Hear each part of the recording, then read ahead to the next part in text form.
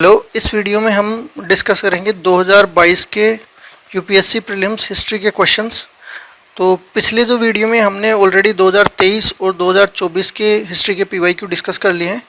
तो स्टार्ट करते हैं। जो पहला क्वेश्चन है वो गवर्नमेंट ऑफ इंडिया एक्ट 1919 के रिगार्डिंग है कि उस टाइम जो प्रोविंशियल सब्जेक्ट्स थे उनको रिजर्व्ड लिस्ट और ट्रांसफर्ड सब्जेक्ट्स में डिवाइड करा गया था।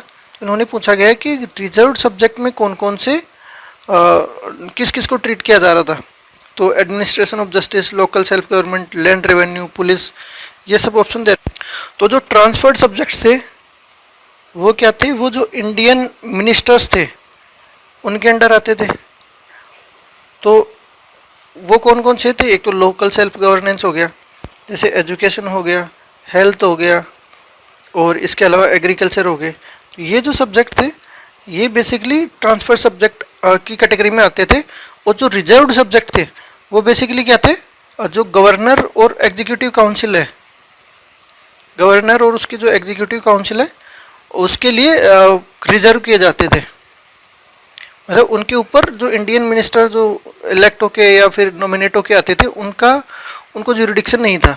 तो इसमें लोकल सेल्फ गवर्नेंस बिल्कुल ये वाला नहीं है। अगर तो इसको हटा दिया जाए तो जो बाकी तीन बचे हैं 1, 3 एंड 4 वो इसका आंसर हो जाएगा। नेक्स्ट क्वेश्चन है वो फनम के बारे में। तो एक ये मेडिवल जो टाइम्स था तब एक टर्म यूज किया जाता था फनम, या कई जगह इसको पनम भी लिखा जाता है।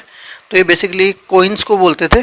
तो जो विजयनगर एम्पायर हो गया या जो मेडिवल टाइम में एम्पायर थे जैसे चोला, चेरा, पांड्या, तो इनके टाइम भी ये फनम यूज किया जाता था।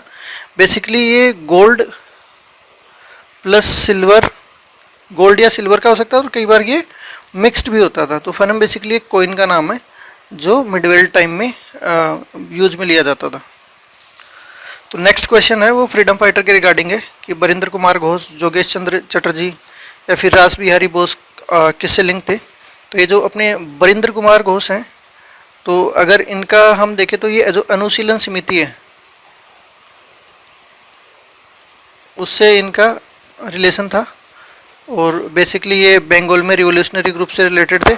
साथ ही जो अलीपुर बॉम्ब ब्लास्ट था जो 1908 में हुआ था, अलीपुर बॉम्ब केस था 1908 में, वहाँ भी इन्वॉल्व थे।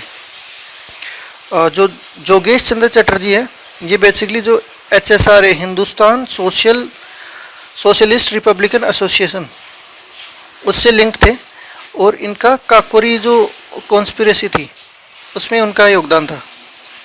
जबकि जो अपने रास बिहारी बोस हैं ये 1915 में जो प्लान्ड अपराइजिंग थी उसके पार्ट थे।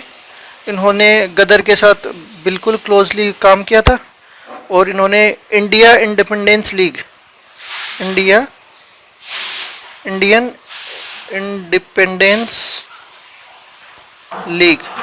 जो कहाँ जापान में एस्टेब्लिश करी थी, तो उनमें इनका योगदान था। तो इसका आंसर हो जाएगा रास बिहारी बोस। तो इसमें ओनली थर्ड आंसर होगा।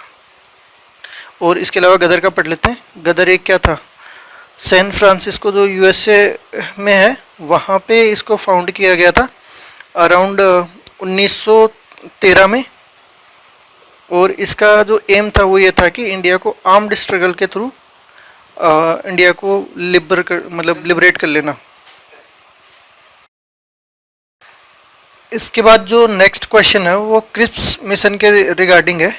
इसमें जो फर्स्ट स्टेटमेंट है उसमें बोला गया है कि जो कॉन्स्टिट्यूएंट असेंबली के अंदर जो मेंबर्स आ रहे थे वो प्रोविंशियल असेंबलीज से और प्रिंसली स्टेट से दोनों से ही नॉमिनेटेड होके आ रहे थे। तो ऐसे में इस स्टेटमेंट में जो नॉमिनेटेड वर्ड है यहाँ पे सारा गेम खेला गया है। तो एक्चुअली में हुआ क्या था कि जो प्रोविंशियल असेंबली थी वहाँ से तो इलेक्टेड मेंबर्स थे और जो अपनी प्रिंसली स्टेट्स थे वहाँ से नॉमिनेटेड मेंबर्स थे। ठीक है, तो इस वजह से पहला स्टेटमेंट तो गलत हो जाएगा। और जो दूसरा स्टेटमेंट है उसमें बोला गया है कि ऐसी प्रोविंसेस जो नया कॉन्स्टिट्यूशन जो क्रिप्स मिशन के अंडर बनाया जाएगा अगर उसको एक्सेप्ट नहीं करती हैं तो वो एक सेपरेट एग्रीमेंट साइन कर सकती है ब्रिटेन के साथ। तो ये वाली बात बिल्कुल सही है, क्योंकि इसमें डोमिनियन किस किस की, हम एक बार क्रिप्स मिशन है उसकी बात कर लेते हैं, क्या क्या उसमें अलग फीचर्स थे।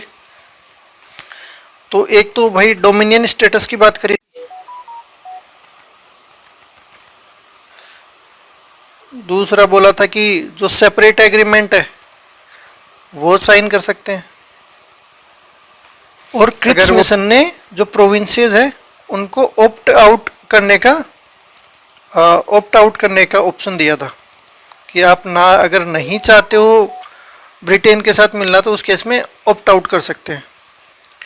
इसके बाद जो नेक्स्ट क्वेश्चन है वो जैन टेक्स्ट के बारे में पूछा गया कि इनमें से कौन से जैन टेक्स्ट हैं।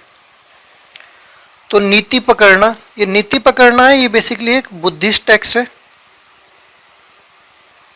और ये बुद्धा की टीचिंग से रिलेटेड है, ठीक है। और इसे क्या है, कैसे पाली में लिखा गया, तो ये पाली लिटरेचर का पार्ट है, ठीक है। इसके बाद जो सेकंड है वह प्रीसिस्ट पर्वण। जो ये प्रीसिस्ट पर्वण है ये हेमचंद्रा ने लिखा है, हेमचंद्रा, और ये बिल्कुल जैन टेक्स्ट है। और ये किससे रिलेटेड है, ये चंद्रगुप्त मौर्य प्लस जो जैन ट्रेडिशन है उसके साथ ये रिलेटेड है, ठीक है। परिशिष्ट पर्वणा, तो ये अपने को याद कर लेना है। जो अवदाना शतक है ये बुद्धिस्ट टेक्स्ट है, और साथ में क्या है, जो मोरल स्टोरीज थी बुद्धा के टाइम की उनसे ये रिलेटेड है। इनको क्या बोलते हैं, अवदानाज भी बोलते हैं। अवदानाज एक तरीके से मोरल स्टोरीज को ही बोला जाता है। त्रिषष्टि लक्षणा महापुराणा, तो ये वाला जो टेक्स्ट है ये भी बेसिकली जैन टेक्स्ट ही है, और ये हेमचंद्रा ने लिखा था। वो 360 का मतलब होता है 63। तो 63 जो इलस्ट्रियस पर्सन है, या महापुराणा मतलब जो पुरुष हैं उनके बारे में इसमें लिखा हुआ है। तो 63 पुरुष की जो इलस्ट्रियस पर्सन्स हैं उनकी स्टोरीज को डिस्क्राइब किया गया है इसमें। तो जो सेकंड और जो फोर्थ है वो अपना आंसर हो जाएगा। तो जो जैन टेक्स्ट है वो परिशिष्ट पर्वण है, और त्रिषष्टि क्षणा महापुराणा जो है, त्रिषष्टि लक्षणा महापुराणा जो है वो भी अपना जैन टेक्स्ट है। तो ये थोड़ा सा फैक्चुअल क्वेश्चन है, इसको याद कर लेना है क्योंकि ये जो ऑप्शंस हैं वो रिपीट हो सकते हैं। इसके बाद जो नेक्स्ट क्वेश्चन है उसमें हिस्टोरिकल पर्सन और उनको किस लिए जाना जाता था उसकी मैपिंग करवा रखी है। तो जो आर्यदेवा थे ये बेसिकली एक जैन स्कॉलर थे, ये बात तो गलत है क्योंकि आर्यदेवा कौन थे, एक बुद्धिस्ट स्कॉलर थे, ठीक है। तो बुद्धिस्ट स्कॉलर या इनको फिलोसोफर बोल सकते हैं। और साथ में ये जो नागार्जुन थे उनके डिसाइपल थे। नागार्जुन किससे रिलेटेड थे, ये माध्यमिका स्कूल थी उससे रिलेटेड मान सकते हैं इनको। तो ये थोड़ी सी एडिशनल इंफॉर्मेशन जो अपने को याद कर लेनी है। इसके बाद दिग्नागा थे, दिग्नागा बुद्धिस्ट स्कॉलर थे, बिल्कुल सही बात है। इन्होंने बुद्धिस्ट में जो लॉजिक या प्रमाणा जो स्कूल है, लॉजिक या प्रमाणा स्कूल, उससे ये रिलेटेड थे। तो दिग्नागा वाला ऑप्शन सही है। उसके बाद जो नाथ मुनि है ये श्री वैष्णव ट्रेडिशन से रिलेटेड थे।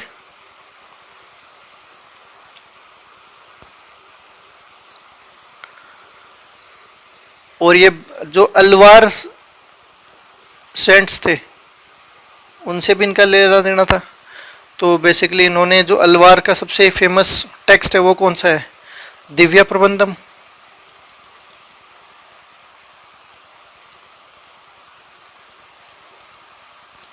तो जो नाथ मुनि है वैष्णव स्कॉलर है, ये वाली बात सही है।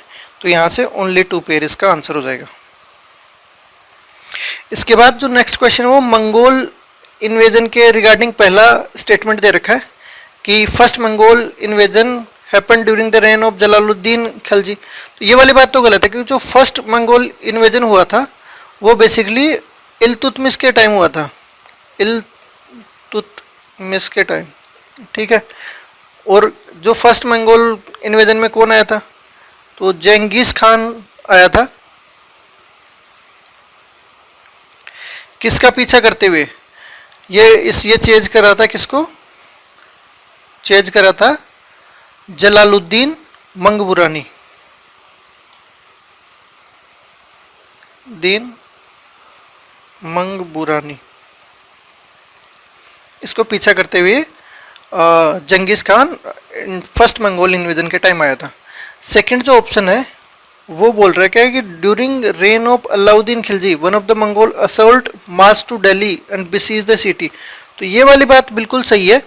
और बेसिकली इस टाइम तारागाई इंडिया आ गया था 1303 में, और इसने पहली बार अटैक करा था और ये दिल्ली तक पहुंच गया था, ठीक है। और इसने बेसिकली जो सिरी फोर्ट है दिल्ली में उसको बिसीज कर लिया था। और जो फर्स्ट मंगोल इन्वेजन था वो इल्तुतमिश के टाइम 1221 में हुआ था। तो ये थोड़ा सा सन भी दिमाग में रहे तो ठीक है, 1221 में हुआ था। थर्ड में बोला गया कि मोहम्मद बिन तुगलक ने जो कुछ नॉर्थ वेस्ट के अराउंड कुछ टेरिटरी खो दी थी। तो ये वाली बात गलत है। जो मोहम्मद बिन तुगलक के टाइम तक जो मंगोल थे वो वीक हो गए थे, और ऐसी कोई भी टेरिटरी मोहम्मद बिन तुगलक ने मंगोल्स के हाथों नहीं खोई थी। तो ये वाला ऑप्शन गलत हो जाएगा, और ओनली 2 एक ही ऑप्शन इसमें सही है। नेक्स्ट क्वेश्चन है कि कुलादरान किस इंडियन हिस्ट्री में किन को जाना जाता है। कुले का मतलब होता है कैप और दरान का मतलब होता है वियरर। तो ऐसे जो रूलर्स जो स्पेशल कैप वियर करते थे, तो बेसिकली जो सैयद्स हैं वो स्पेशल कैप पहनते थे। तो और अपने आप को जो डिसेंडेंट मानते थे, किसका, बेसिकली प्रॉफिट मोहम्मद का वो डिसेंडेंट मानते थे अपने को आपको, और इसलिए वो एक स्पेशल कैप पहनते थे जिसकी वजह से उनको क्या बुलाते थे, कुलादरान बुलाते थे। तो बिल्कुल फैक्चुअल क्वेश्चन है ये। फिर नेक्स्ट क्वेश्चन में 3 स्टेटमेंट दे रखे हैं। तो पहला स्टेटमेंट डच के रिगार्डिंग है। डच ने जो अपनी फैक्ट्री थी वो ईस्ट कोस्ट पे एस्टेब्लिश करी थी, किसके द्वारा, लैंड ग्रांट मिला था उनको गजपति रूलर से। तो उन्होंने ईस्ट कोस्ट पे फैक्ट्री एस्टेब्लिश करी थी, ये तो सही बात है, क्योंकि डच की फैक्ट्री थी कहाँ पे, पुलिकट में फैक्ट्री थी। उसके बाद मसूलीपट्टनम में इनकी एक फैक्ट्री थी, और नागपट्टिनम में भी इनकी फैक्ट्री थी। लेकिन ये जो सेकंड वाला फैक्ट है ना कि गजपति रूलर्स ने इनको ग्रांट दिया था, ये वाली बात गलत है। Alfonso de Albuquerque captured Goa from Bijapur सल्तनत।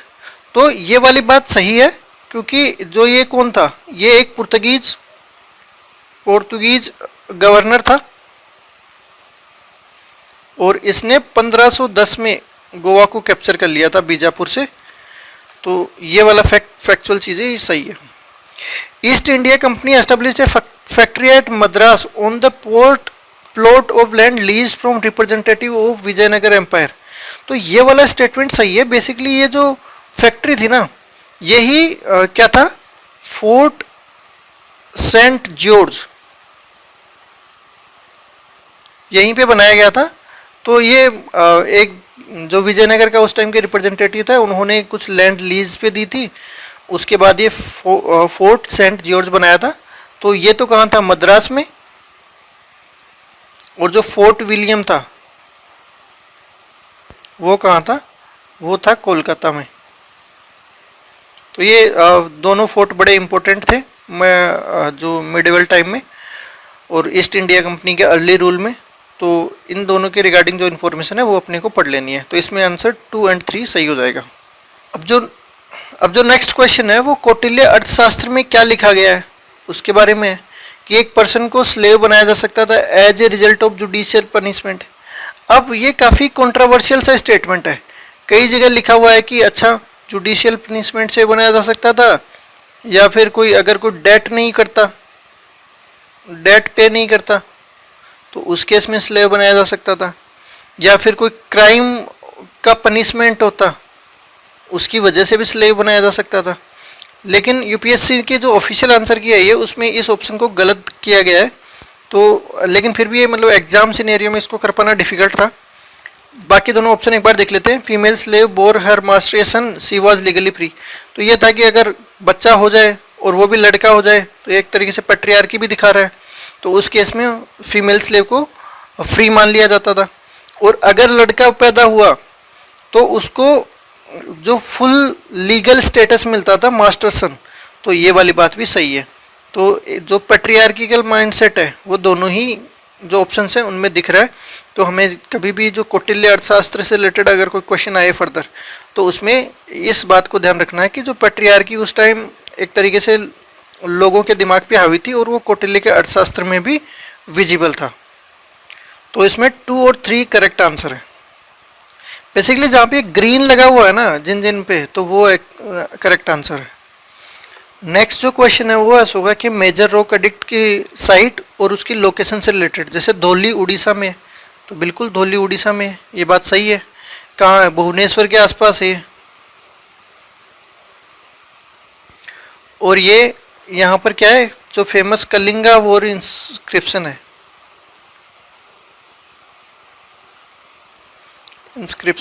ठीक है। इरागुदी ये तो आंध्र प्रदेश में, ये वाली बात बिल्कुल सही है, कुरनूल डिस्ट्रिक्ट के आसपास है। जोगादा, ये जोगादा मध्य प्रदेश में है, ये वाली बात गलत है क्योंकि जोगादा बेसिकली उड़ीसा में है। उड़ीसा का जो गंजम डिस्ट्रिक्ट है वहाँ पर जोगादा साइट लोकेटेड है। कलसी, तो ये गलत है, ये सही होता है। कलसी कहाँ है? उत्तराखंड में है कलसी बेसिकली, तो देहरादून डिस्ट्रिक्ट के आसपास है, तो ये कर्नाटक में, ये वाली बात भी गलत है। तो इसमें ओनली 2 पेयर अपना आंसर सही हो जाएगा, ठीक है। नेक्स्ट क्वेश्चन में किंग और उसकी डायनेस्टी, इन दोनों की मैपिंग करवा रखी है। तो नानुका, चंदेला, तो ये वाली बात बिल्कुल सही है क्योंकि चंदेला डायनेस्टी के नानुका क्या थे? फाउंडर थे, ठीक है। और कहाँ थी चंदेला डायनेस्टी? जो बुंदेलखंड रीजन है उसमें चंदेला डायनेस्टी डेवलप हुई थी। जया शक्ति परमारा से रिलेटेड था, ये बिल्कुल गलत बात है क्योंकि जया शक्ति किससे रिलेटेड थे? ये चंदेला डायनेस्टी से रिलेटेड थे, ठीक है। तो ये वाली बात गलत है, तो ये सेकंड ऑप्शन गलत हो जाएगा। उसके बाद नागभट्टा 2, ये गुर्जर प्रतिहारा से रिलेटेड है, तो बिल्कुल सही बात है ये। तो इन्होंने एक तरीके से प्रतिहारा जो एम्पायर था उसको रिवाइव करा था, तो इम्पोर्टेंट रह जाते। और जो भोज हैं वो राष्ट्रकूटा से रिलेटेड नहीं थे, भोजा बल्कि जो परमार डायनेस्टी है उनसे रिलेटेड थे। तो इसमें ऑप्शन कौन कौन सा सही हो जाएगा? 1 और 3 हो जाएगा, तो ओनली 2 पेयर आ जाएगा इसमें। जो 2 और 4 गलत है इसमें, ठीक है। नेक्स्ट क्वेश्चन है वो संगम लिटरेचर के रिगार्डिंग है कि जो एंशिएंट साउथ इंडिया में एग्जिस्ट करता था। तो जो पहला ऑप्शन है वो है Sangam poems are devoid of any reference to material culture. तो ये वाली बात तो बिल्कुल गलत है क्योंकि मटेरियल कल्चर में अगर हम देखें ट्रेड हो गया, वेपन्स हो गए, ऑर्नामेंट्स हो गए, या फिर टाउन्स हो गए, एग्रीकल्चर हो गया, तो ये सब का बहुत अच्छे से वर्णन था। तो पहला ऑप्शन तो गलत हो जाएगा। दूसरा है social classification of varna was known to Sangam poet. तो उस टाइम जो साउथ इंडिया में सोशल क्लासिफिकेशन था वो वर्णा नहीं था, लेकिन उनकी पोइम्स में ये विजिबल है, तो ये वाली बात बिल्कुल सही है, ठीक है। Sangam poems have no reference to warrior ethics. अरे ये कैसे हो सकता है? उस टाइम इतना सारा वॉरियर्स के को हीरोइज्म को, वॉरफेयर को सेलिब्रेट किया जाता था, तो बेसिकली वहाँ पे जो कॉन्सेप्ट ऑफ वीरम है वो भी दिया गया है जिसको वेलोर से रिलेटेड समझते हैं। तो बेसिकली यहाँ पे ये रेफरेंस तो वॉर एथिक्स का दिया जाता था, तो ये वाला स्टेटमेंट गलत हो जाएगा। तो संगम लिटरेचर में जो मैजिकल फोर्सेज है उनको इरेशनल माना गया था, तो ये भी बात गलत है। बेसिकली बहुत सारे बिलीफ्स हो गए या फिर जो सुपर नेचुरल पावर है उनके बारे में डिस्क्रिप्शन है, तो कहीं से भी इरेशनल या उनको डिसमिस नहीं किया गया था, ठीक है। इन्होंने बोला है कि नेक्स्ट क्वेश्चन में कि योग वशिष्ठा को पर्शियन में ट्रांसलेशन किया गया था निजामुद्दीन पानीपत के द्वारा, और ये किसके शासन में हुआ था? तो इसका आंसर अकबर हो जाएगा। तो अकबर ने क्या किया था, एक मकताब खाना या ट्रांसलेशन ब्यूरो ये एस्टेब्लिश करा था, और जो बहुत सारे इम्पोर्टेंट जो टेक्स्ट हैं, संस्कृत टेक्स्ट हैं, उनको पर्शियन में ट्रांसलेट करवाया था। जैसे महाभारत है, महाभारत को ट्रांसलेट करवाया था, ठीक है, जिसको रजमानामा भी बोला गया, रजमनामा बोला गया बाद में। इसके बाद रामायण को भी इन्होंने ट्रांसलेट करवाया था, और बिल्कुल जो अपना योग वशिष्ठ है उसको भी ट्रांसलेट करवाया था। तो एक तरीके से जो कल्चरल सिंथेसिस और इंटेलेक्चुअल एक्सचेंज है वो इस पीरियड में देखा गया था।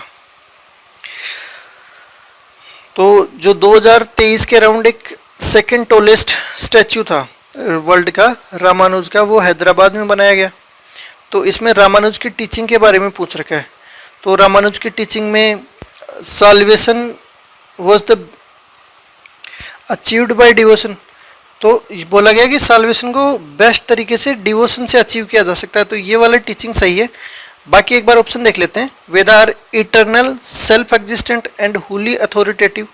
तो जो हिंदू बिलीफ सिस्टम था उसमें ये सब माना जाता था, तो लेकिन रामानुज की टीचिंग से डायरेक्टली रिलेटेड नहीं। नेक्स्ट ऑप्शन है कि logical argument were essential mean for the highest bliss. तो ये जो न्याय फिलोसॉफी थी उसका पार्ट था ये, ना कि जो रामानुज की टीचिंग थी उससे रिलेटेड था। Salvation to be obtained through meditation. तो ऐसा किसमें बोला गया था? जो अद्वैत फिलोसॉफी दी गई थी, किसकी थी? शंकराचार्य। तो वहां पर ये वाली बात बोली गई थी कि मेडिटेशन से साल्वेशन अचीव किया जा सकता है। अब ये देख लें रामानुजा जो किससे रिलेटेड थे? ये विशिष्ट अद्वैता, विशिष्ट अद्वैता या क्वालिफाइड नॉन डुअलिज्म,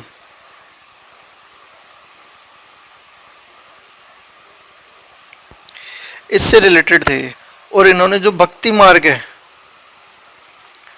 उसका बोला था कि उसके थ्रू मोक्ष प्राप्त किया जा सकता है। नेक्स्ट क्वेश्चन है कि जो new circuit house near Somnath temple है उसको प्राइम मिनिस्टर ने इनॉग्रेट किया था। तो सोमनाथ टेम्पल के रिगार्डिंग कुछ स्टेटमेंट दे रखे कि one of the jyotirlinga shrine है। तो ये बात तो बिल्कुल सही है। डिस्क्रिप्शन ऑफ जो सोमनाथ टेम्पल वॉज इन अल बिरूनी। तो अल बिरूनी जब आए थे तो उसी टाइम सोमनाथ टेम्पल के ऊपर अटैक हुआ था, तो उसका डिस्क्रिप्शन अल बिरूनी ने दिया था। नेक्स्ट क्वेश्चन जो ऑप्शन है उसमें बोला कि प्राण प्रतिष्ठा के टाइम, जब इंडिपेंडेंस के टाइम प्राण प्रतिष्ठा हुई थी, इसका उद्घाटन हुआ था दोबारा, तो प्रेसिडेंट सर्वपल्ली राधाकृष्णन मौजूद थे। तो एक्चुअल में इस टाइम राजेंद्र प्रसाद मौजूद थे, राजेंद्र प्रसाद, राधाकृष्ण जी नहीं थे। तो ये वाला ऑप्शन गलत है इसमें। तो इसमें 1 और 2 करेक्ट हो जाएगा। और ये कब हुआ था? 1951 में ये प्राण प्रतिष्ठा ऑर्गेनाइज की गई थी। अब हम डिस्कस करेंगे 2022 के हिस्ट्री के पीवाईक्यू। तो सबसे जो पहला पीवाईक्यू है वो है 64 योगिनी टेम्पल सिचुएटेड नियर मोराना। तो ये क्यों पूछा गया था? क्योंकि इसी टाइम लगभग 2022 में जो अपनी पार्लियामेंट की बिल्डिंग है उसको रिनोवेट किया जा रहा था, और उसके लिए जो न्यू पार्लियामेंट बिल्डिंग थी वो बन रही थी। तो जो सेंट्रल विस्टा बन रहा था, तो क्योंकि जो ओल्ड पार्लियामेंट बिल्डिंग है उसकी इंस्पिरेशन इस 64 योगिनी टेम्पल से ली गई थी। तो इस वजह से ये न्यूज में था। तो जो चौथा ऑप्शन है वो तो सीधा है कि design have given rise to popular belief that Indian जो पार्लियामेंट बिल्डिंग है वो इंस्पिरेशन थी, उसकी इंस्पिरेशन थी ये। तो ये तो सही है। और it is a circular temple built during the reign of Kachchhapaghata dynasty. तो ये वाला क्वेश्चन आपको फैक्चुअल स्टेटमेंट पता हो ना हो गारंटी नहीं है, लेकिन जो सेकंड स्टेटमेंट में देखिए कि only circular temple built in India, तो बहुत एक्सट्रीम सेंटेंस है। ओनली तो बहुत ही रेयर चांस है कि कोई और टेम्पल नहीं होगा। तो अगर और टेम्पल की बात करें तो जैसे एक हीरपुर टेम्पल है उड़ीसा में, हीरपुर टेम्पल उड़ीसा में है, वो भी सर्कुलर बिल्ट है। इसके बाद एक रानीपुर टेम्पल है, झरेल, तो वो भी बेसिकली सर्कुलर टेम्पल है। तो ओनली की वजह से ये दूसरा स्टेटमेंट रॉन्ग हो जाएगा। तो इसमें हम जैसे ही दूसरा स्टेटमेंट रॉन्ग करते हैं तो ऑटोमेटिक 1 और 4 आंसर आ जाता है। तो क्वेश्चन अगर ऑप्शन के हिसाब से देखें तो बहुत डिफिकल्ट नहीं था, अगर आपको थोड़ा कॉन्टेक्स्ट पता हो तो उस केस में इसको किया जा सकता था।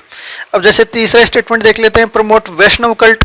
तो बेसिकली ये वैष्णव कल्ट को नहीं, जबकि योगिनी या फिर जो तांत्रिक टेम्पल था एक तरीके से, जो तांत्रिक या जो शक्ति ट्रेडिशन था उसके लिए ये जाना जाता था। ठीक है, तो ये वाला स्टेटमेंट गलत है।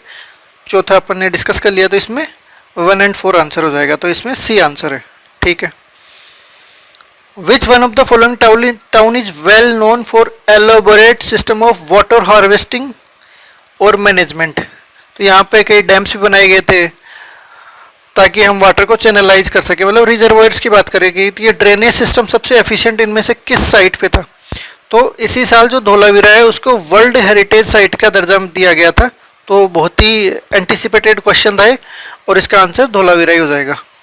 ठीक है, तो इसमें ये देखा गया कि जो धोलावीरा जो गुजरात में है और यहाँ पे इंटरकनेक्टेड रिजर्वायर देखे गए थे सिटीज़ के अंदर, ताकि जो क्योंकि यहाँ एरिड है, थोड़ी सी जो वाटर हार्वेस्टिंग की एक जो समस्या है या वाटर मैनेजमेंट की एक समस्या थी वो इंडस वैली टाइम में भी देखी गई थी। तो उसकी वजह से इंटरकनेक्टेड जो रिजर्वायर्स हैं वो सिटी के अंदर पाए गए थे। अगर हम कालीबंगा की बात करें तो ये जो फायर अल्तार्स हैं और उस टाइम जो प्लाउड फील्ड है उनके लिए जानी जाती थी। अगर हम राखीगढ़ी की बात करें तो ये क्या थी? लार्जेस्ट हड़प्पन साइट है इन इंडिया। और ये पंजाब में है, बहुत फेमस नहीं है लेकिन ये एक लेटर हड़प्पन साइट है।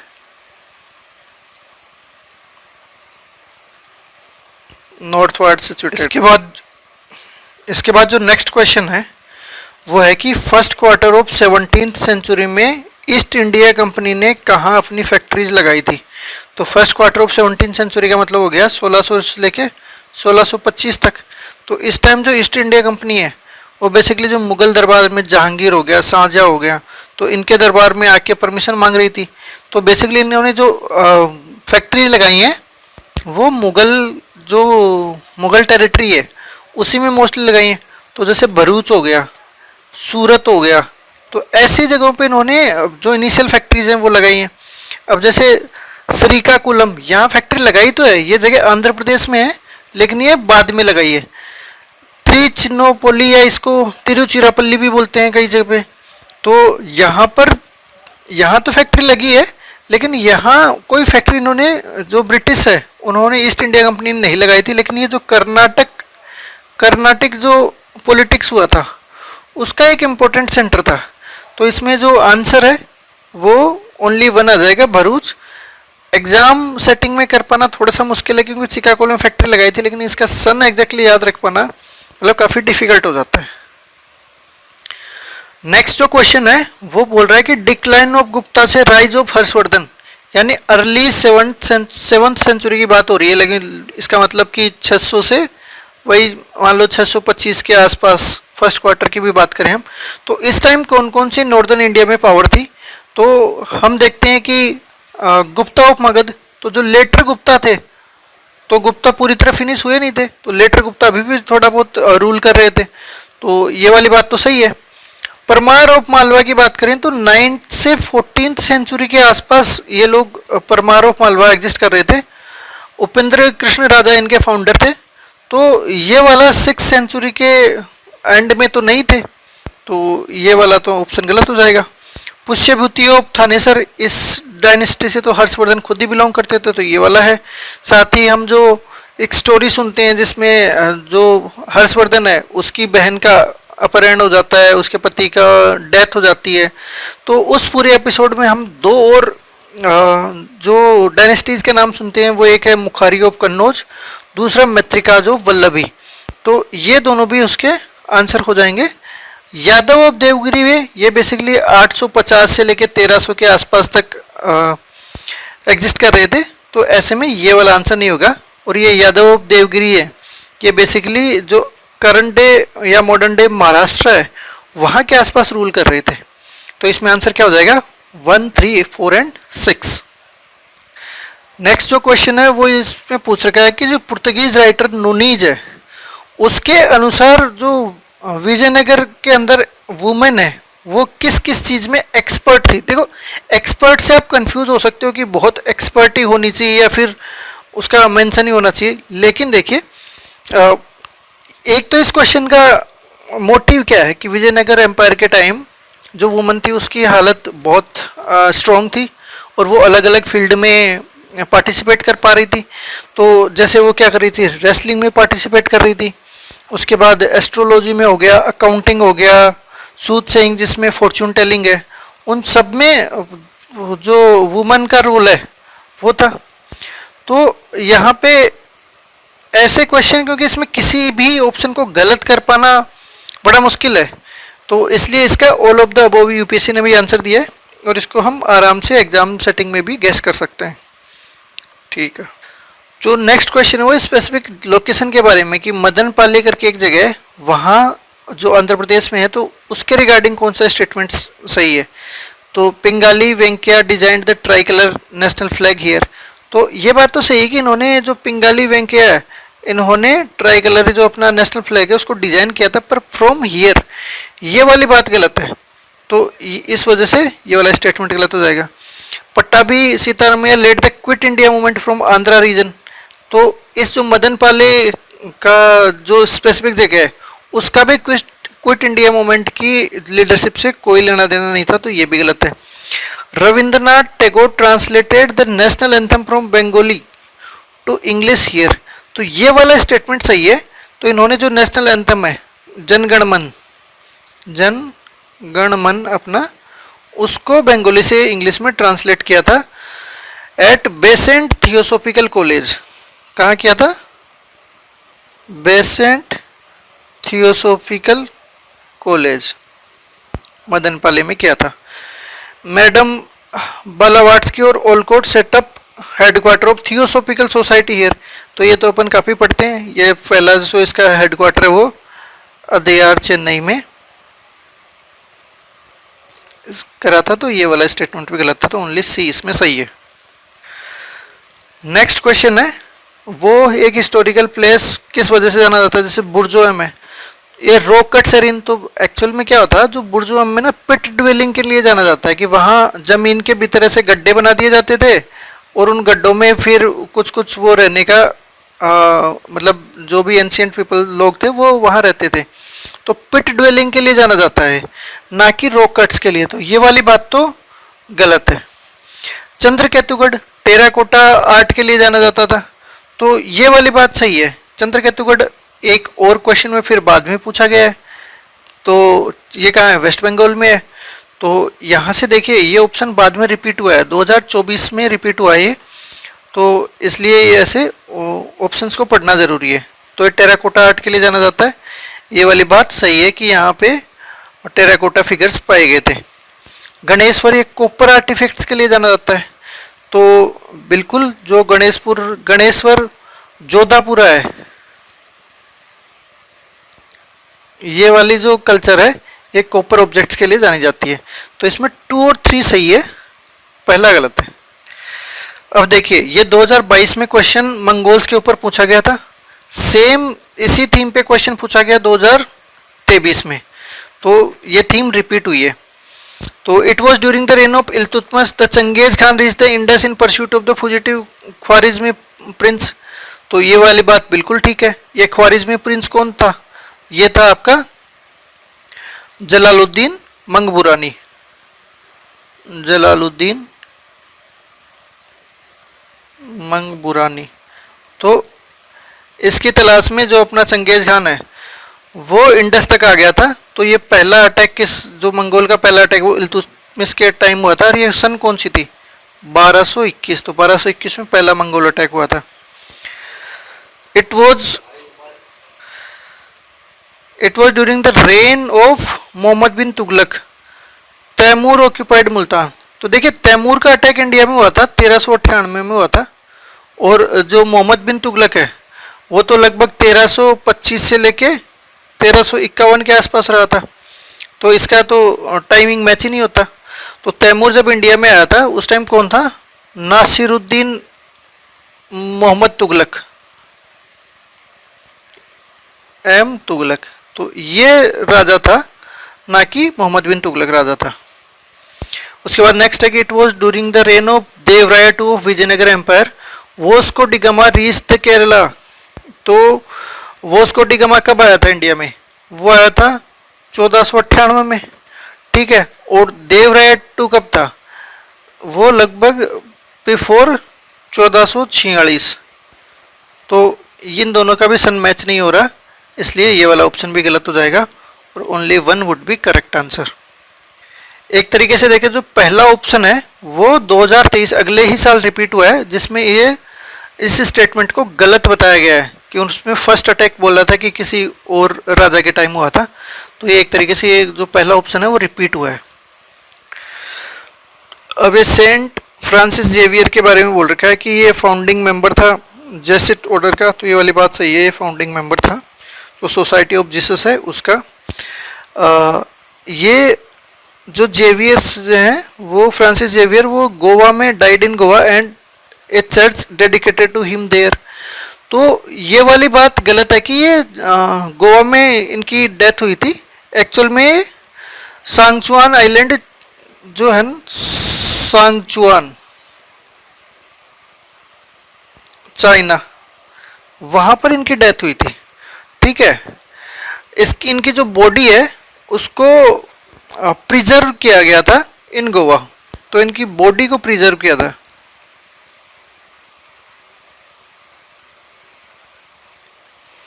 तो इनकी डेथ नहीं हुई थी, इनकी बॉडी को प्रिजर्व किया गया था। तो और तीसरा जो स्टेटमेंट है feast of saint Francis Xavier is celebrated in Goa each year.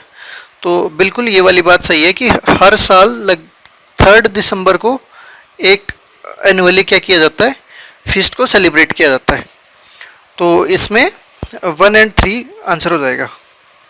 Next जो क्वेश्चन है वो मिताक्षरा और दयाभागा इनके रिगार्डिंग पूछ रखा है। तो बोल रखा है कि Mitakshara was civil law of upper caste और ये लोअर कास्ट के लिए था दयाभागा। तो ऐसा नहीं था, Mitakshara most of the India में फॉलो किया जाता था, ठीक है। और दयाभागा मोस्टली कहाँ? बंगाल में फॉलो किया जाता था। तो एक तरीके से रीजनल स्कूल थे, इनका कोई कास्ट से लेना देना नहीं था।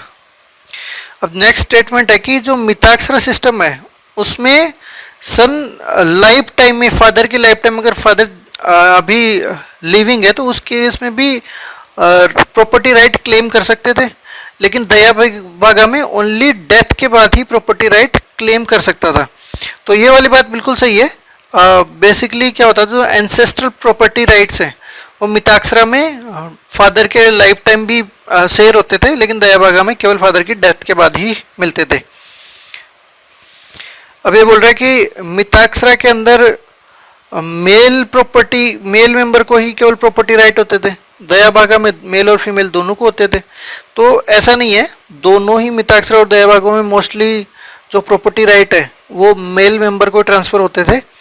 हालांकि दयाभागा में थोड़ा सा फीमेल का जो शेयर था वो relatively better inheritance rights females को दिए जाते थे, लेकिन इतना भी एक्सट्रीम नहीं था कि वो इक्वल हेल्ड किए जाते थे। तो ये स्टेटमेंट भी थोड़ा एक्सट्रीम है, तो गलत हो जाएगा।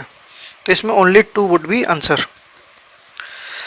अगला क्वेश्चन है कि भावाभूति, हस्तिमाला, खेमेश्वरा ये कौन थे? तो ये बेसिकली प्ले राइटर थे। तो भावाभूति ने क्या लिखा था? इन्होंने उत्तरम चरिता लिखा था, उत्तरम चरिता, ठीक है। उसके बाद हस्तिमाला ड्रामिस्ट थे, और जो खेमेश्वरा है वो भी एक तरीके से ड्रामिस्ट थे। तो ये सब ड्रामा वगैरह जो प्ले राइटर वगैरह इनके लिए फेमस थे एंशिएंट इंडिया में। नेक्स्ट क्वेश्चन बोल रहा है जो 1919 का मोंटेग्यू चेम्सफोर्ड रिफॉर्म है उसमें voting right all women above 21 को दे दिया गया था। तो बहुत एक्सट्रीम स्टेटमेंट है। उस टाइम जो वोटिंग राइट थे वो बेसिक लिमिटेड थे, और किस किस बेसिस पे लिमिटेड थे कि प्रॉपर्टी के बेसिस पे, एजुकेशन के बेसिस पे, ठीक है। तो सबको दिए जाते थे, ये तो बहुत ही गलत बात है, तो ये वाली बात तो सही नहीं है। गवर्नमेंट ऑफ इंडिया एक्ट के अंदर वुमेन के लिए रिजर्व सीट करी गई थी, तो बिल्कुल ये जो राउंड टेबल कॉन्फ्रेंस के बाद जो एक्ट आया था 1935 का, उसमें वुमेन रिजर्वेशन को बढ़ावा दिया गया था और उनके लिए सीट रिजर्व करी गई थी, तो ओनली 2 वुड बी करेक्ट। अब नेक्स्ट क्वेश्चन है वो 8 अगस्त 1942 के बाद के बारे में पूछ रहा है कि इस दिन क्या हुआ था। तो क्विट इंडिया रेजोल्यूशन पास हुआ था by all India Congress committee ने ये पास किया था, तो ये वाला स्टेटमेंट सही है। ये देखो कि वाइसरॉय की एग्जीक्यूटिव काउंसिल को एक्सपांड किया था टू इंक्लूड मोर इंडियन, तो ये किया गया था 1942 में, लेकिन लेटर 1942 में करा गया था, ठीक है। तो 8 अगस्त के बाद में करा गया था। कांग्रेस मिनिस्ट्रीज ने रिजाइन कर किया था, तो ये तो 1939 में किया था, जब वो जो सेकेंड वर्ल्ड वॉर चालू होने वाला था, तो उस टाइम प्रोटेस्ट में कांग्रेस मिनिस्ट्रीज ने रिजाइन कर दिया था।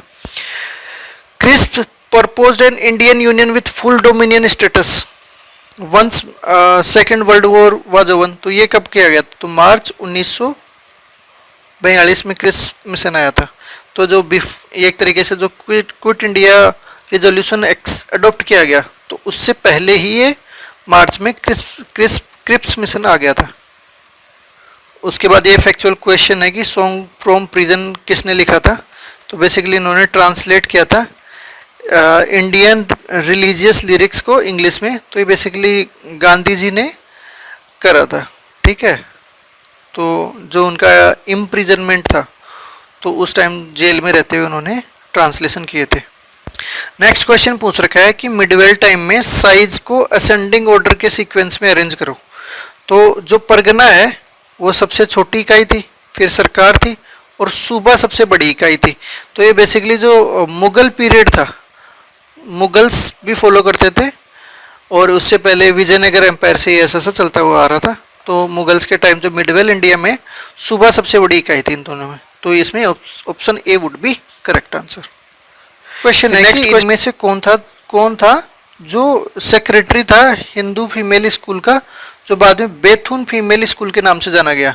तो इसका सही आंसर होगा ईश्वर चंद्र विद्यासागर। तो इनके बारे में बहुत हम पढ़ते भी हैं कि ये जो वुमेन एजुकेशन है उसको बढ़ावा देने में इनका स्पेशल योगदान रहा है, तो वुमेन से रिलेटेड ये आंसर हो जाएगा। नेक्स्ट क्वेश्चन है कि कॉलोनियल इंडिया में शाहनवाज खान, प्रेम कुमार सहगल और गुरबख्श सिंह ढिल्लों, ये तीनों लोग कौन थे? तो बेसिकली जो INA इंडियन नेशनल आर्मी है उसके ऑफिसर्स थे।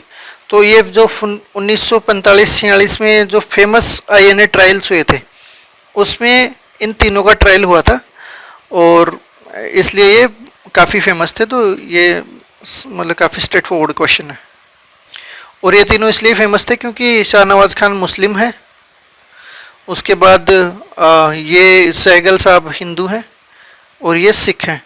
तो एक रिलीजियस डाइवर्सिटी थी इनके ट्रायल में, तो उस वजह से भी ये पूरे देश को एक इकट्ठा करने में इनका इम्पोर्टेंट योगदान था।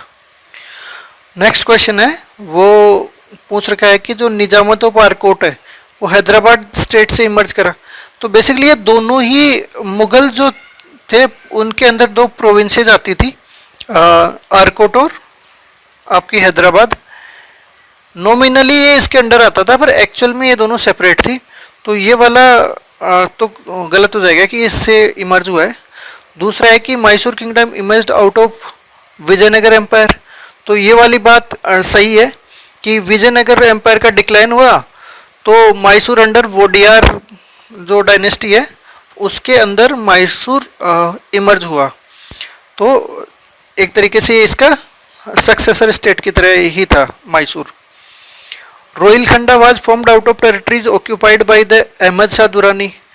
तो रोहिलखंड रोहिला अफगान इन्होंने एक तरीके से फॉर्म किया था, तो डायरेक्टली ये दुरानी की टेरिटरी नहीं थी। तो ये वाली बात गलत है कि ये दुरानी के टेरिटरी से फॉर्म हुआ है, तो ये रोहिला अफगान ने बसाया था यहाँ पे। तो ये वाला ऑप्शन भी गलत हो जाएगा, तो इसमें only 2 would be correct answer. Next question वो है कि Ajanta caves lies in the gorge of Waghora river. तो ये वाली बात बिल्कुल सही है। तो यहाँ पर एक हॉर्स शू शेप जॉर्ज बना हुआ है, उसमें हॉर्स शू शेप जॉर्ज है, उसमें बेसिकली अजंता केव्स लाई करती हैं। सांची स्तूपा जॉर्ज ऑफ चंबल, तो ये तो गलत बात है, ये बेसिकली भोपाल एमपी में सांची स्तूपा है, तो इसका चंबल से कोई लेना देना नहीं है। Pandulena cave shrine lies in the gorge of Narmada, तो ये वाली बात भी गलत है। बेसिकली ये जो गोदावरी रिवर है उसके आसपास है, इसका नर्मदा से कोई लेना देना नहीं है, ठीक है, नियर गोदावरी है। Amravati stupa lies in the gorge of Godavari river, तो ये वाली बात भी गलत है, क्योंकि ये कृष्णा रिवर के ऊपर है आंध्र प्रदेश में, ये गोदावरी रिवर के ऊपर नहीं है, ठीक है। तो इसी के साथ हम आज का डिस्कशन ख़त्म करते हैं और थैंक यू फॉर वॉचिंग।